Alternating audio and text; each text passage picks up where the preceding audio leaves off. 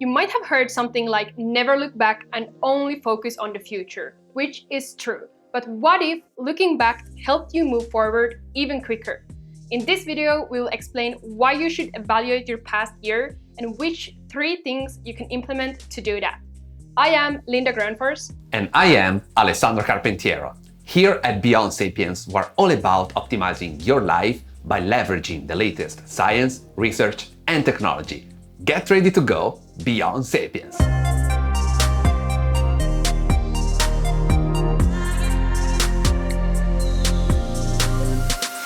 When setting new goals, we usually jump to writing and envisioning all that we want to accomplish. But how can you do that effectively without looking back at all you've done up to that point?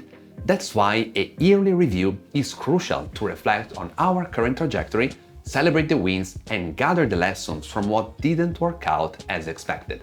This will give you a solid foundation on which to build what's next for you. So as a first step, start by writing down all that you've accomplished during the previous 12 months. It's important to give yourself credit where credit is due. This isn't simply to boost your self-esteem, but so that you can create a direct correlation from the actions that produced the best outcomes and possibly double down on them. For example, suppose you were able to maintain a healthy diet during the year. In that case, you should celebrate it, understand how it positively influenced other areas of your life, and keep at it during the following year. When you know what you succeeded in and are happy with, it is time to evaluate the things that did not go as planned. We as humans often have a fear of failure, which is natural as we are affected by others' opinions and the emotions connected to failure. So it can be challenging to admit that we failed or did not do our best. Digging into your emotions and weaknesses by going through your biggest failures is uncomfortable, but will ultimately help you improve. We must practice seeing failure as a chance to learn instead of something negative, because failing provides us valuable feedback on what we need to change.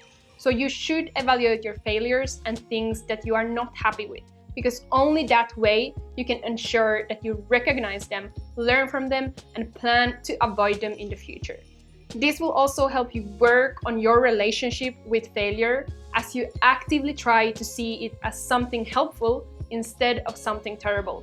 So how do you evaluate your year? With solid data you can reflect on. Of course, we all have different goals, dreams, and lifestyles, so the tools you use may differ from the ones we do. If that's the case, don't worry. What matters is to grasp the main concept and apply it to your life. To start your process of going through the past year, your calendar will be your best friend because you will know where you put your time in. My calendar is my most efficient driving system as I have put a massive effort in designing it to be like that. If you don't use one yet, this might be the perfect time to start. I use Google Calendar, so I have a separate calendar for all the important areas of my life. At the end of the year, I go through each of them one by one. If you use another digital or non-digital calendar, you can go through each week manually to check the most significant events, add data into an Excel, and make a graph about them. This will give you stats on how many hours of your year you have dedicated to different things. When you know this, you can rank the different events with how aligned they feel and decide in advance which events you want more of and which you want less of during the upcoming year.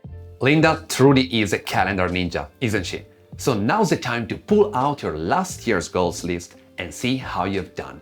Did you accomplish what you envisioned? Was it too much or too little? By answering these questions, you'll ensure you create even better goals for the following year. I have different layers of goals based on their time frame, from 3 months up to my whole life. Your yearly review is a good moment to check that all the layers are fully aligned to ensure you're actively working towards achieving your grand vision. If something has changed in your life, you should update your goals to ensure your trajectory is still fully aligned. For example, my goal was to be a globally recognized photographer for several years. Then, over 1 year, I went from wanting to move to the States to be the COO of a startup to creating Beyond Sapiens together with Linda. As you can imagine, these are quite dramatic shifts and demanded a complete makeover of my goals. After your goals check, you can zoom in and evaluate your numeric growth. And for this to be effective, you need to have tracked something during the year. And in case you haven't, don't worry, you can start today. For example, among the things we track daily habits and our sleep. With all this data, we can look back and see if and how much we have improved and use this data as a starting point for what's next. What matters is that what you track is directly connected to your goals. So, for example, by tracking daily habits connected to your end goals, you can ensure you'll have more chances of achieving them and even faster. The last thing we highly recommend you do is to list all the new things that you have learned and the unique experiences that were significant for your personal growth. Why? If you keep track of the things you've learned and how you develop both as a person and in your profession, you have a more realistic perspective of yourself and can easily recognize how to navigate through the upcoming year. For example, this year, I wanted to shape the skill sets of leadership, emotional intelligence, and communication. To succeed in this, I divided my focus area according to them. I studied things that support my goal, I started a new job that helped me embrace these skills, and I read a bunch of books. So now, at the end of the year, I will list all the knowledge I've acquired to understand what I still need to continue learning and if I need to adjust something, such as adding new challenges or exploring new sides of the acquired skill sets. We hope this video gave you valuable tips to create your yearly review.